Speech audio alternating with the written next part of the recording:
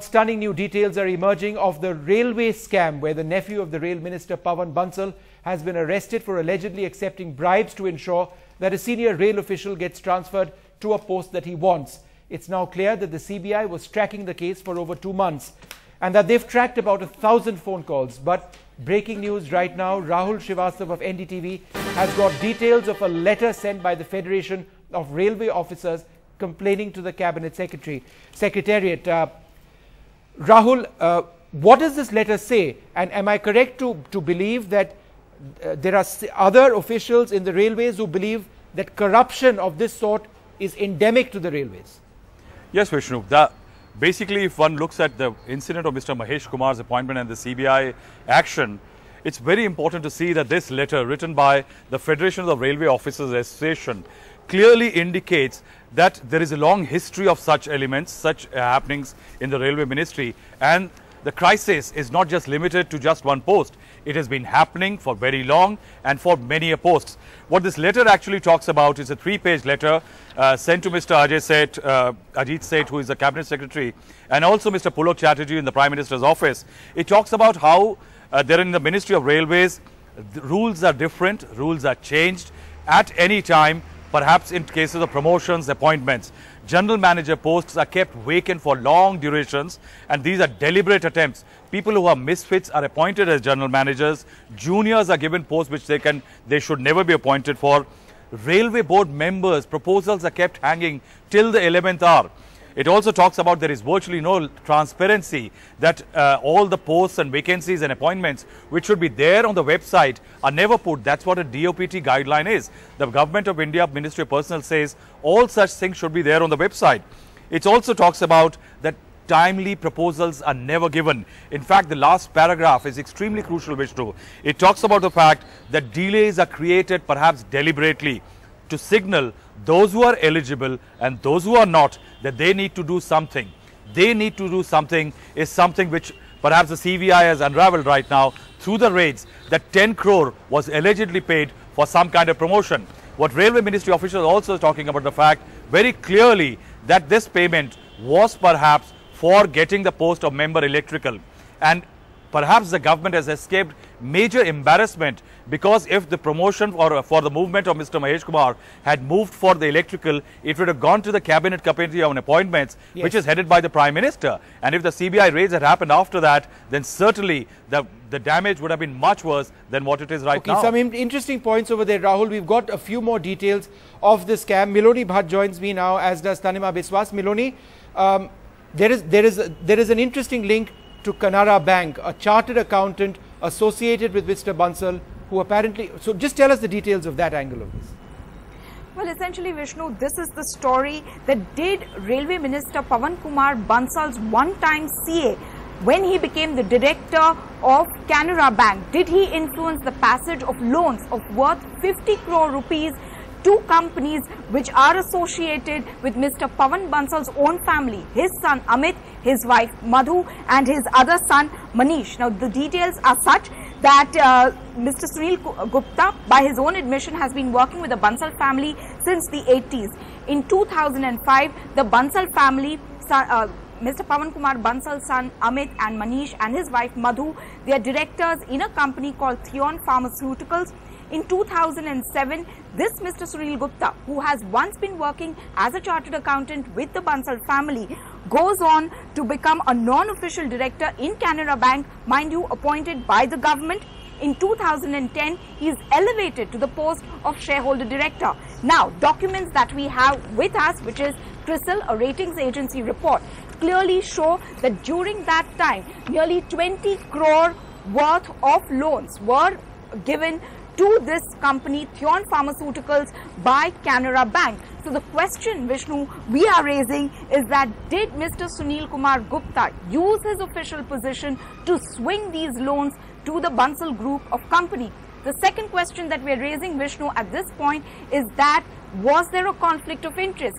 Why?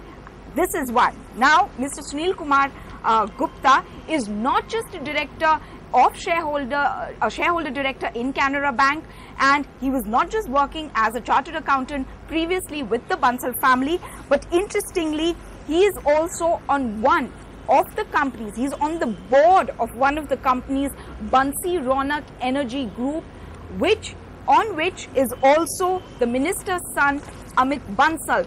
So now, is there a conflict of interest in this?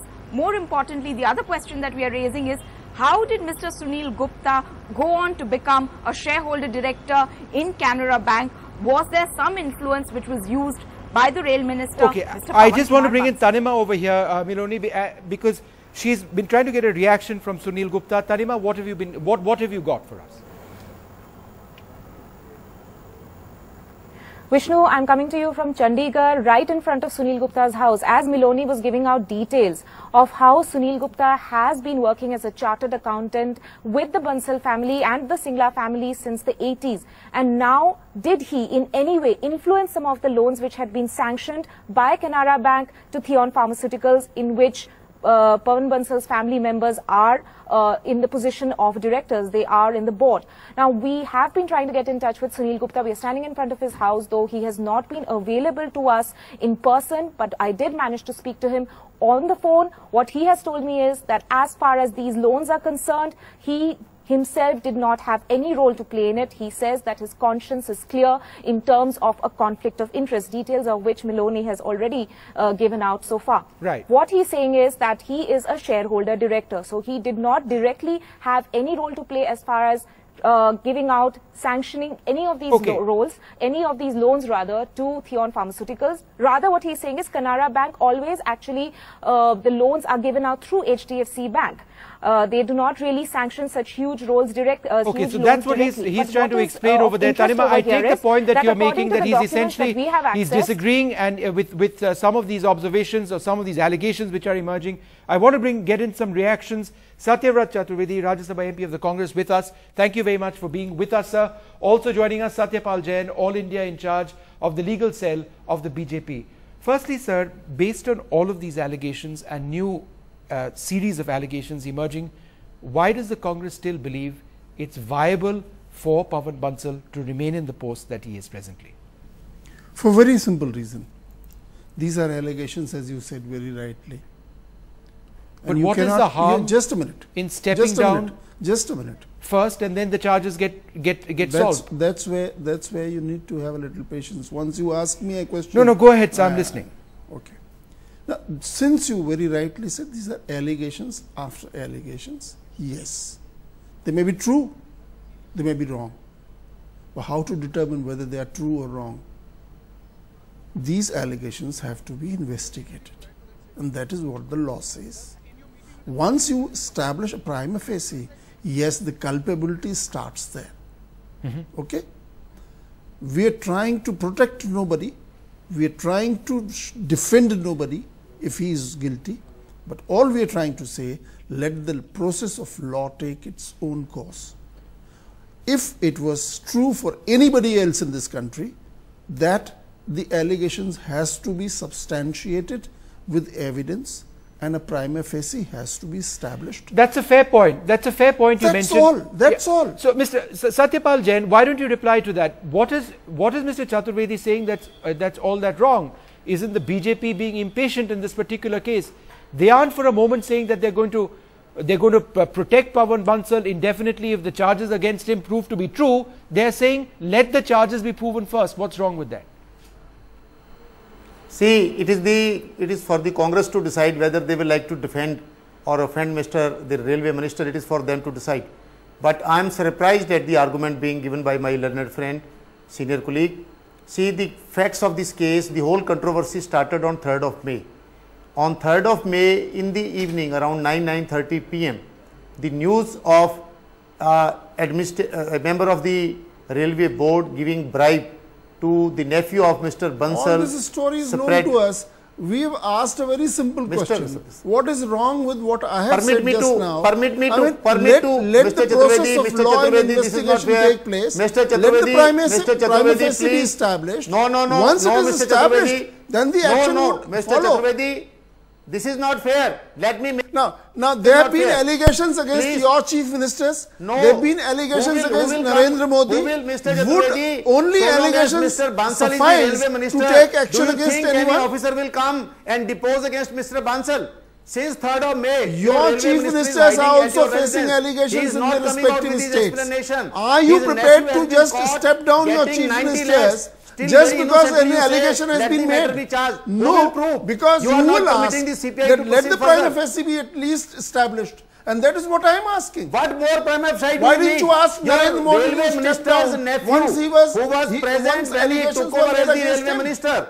He was apprehended by CBI by getting 90 lakhs, Mr. Chaturvedi, not 100 or 200. And the amount is delivered the one who's been apprehended, he is in jail. He is in jail. When it comes to minister, all I am saying is, I am not defending him. All I am saying is, please have a little patience. Let the investigation be completed. Let the facts come out. Let the conclusions come out. If one is found giving money is your yes, he will have to pay the price. The person who is accepting employee is your relative, and your private secretary of the ministry is being interrogated. Do you think so long as Mr. Bansal is the railway minister, you can't have double standards? For your chief ministers and ministers, you have different standard, and for Congress ministers, you have different standard. You can't have dual standards. And that is the hypocrisy of BJP, which stands exposed today. What were your standards when you asked Mr. Yadurappa to resign? Where were your standards? It is your party which is adopting double standards. You are defending your prime minister against whom there are serious allegations of allegations. Again, allegations. Yes, minister allegations are made. Politically motivated allegations are also made against prime minister. What politically motivated? But then they have to be substantiated through evidence. Who was promoted by Mr. Bansal on through a legal process. Your minister promoted him on 1st of May, and on 3rd of May he is paying 90 lakhs to your minister's nephew. What more evidence do you want? What more the interrogation do you want? Why CBI has not interrogated Mr. Bansal till date? Why is Mr. Bansal has gone to hiding and hiding at his residence? Nobody is hiding, my dear. He is every day in the Parliament House. Nobody is hiding. He is in the Parliament House. He is not going to Railway Bhagan. He is not going to Parliament House. He is going to Parliament House. I saw him today in Parliament House. Why he is not facing the media? The 9th evening when the news doesn't broke, need to face media. Let the investigation take place. Let the fair investigation come out and the conclusions be drawn. That's it. Okay, gentlemen. All right, gentlemen. Things have gotten. All right, gentlemen. Things have gotten a bit out of hand over here. Different sides of the coin over here. At the end of the day, will there be justice? Will this process of investigations be free and fair? Am I unfair by saying that let the investigation be completed and let the conclusions be drawn? Once there is a prima facie against a person, you hang him. Okay, well, don't leave him. I am neither the arbiter nor the judge in this. Let's hope that there is a judge, if it boils down to that, who rules one way or the other. In the absence of that, gentlemen, thank you very much for being with us.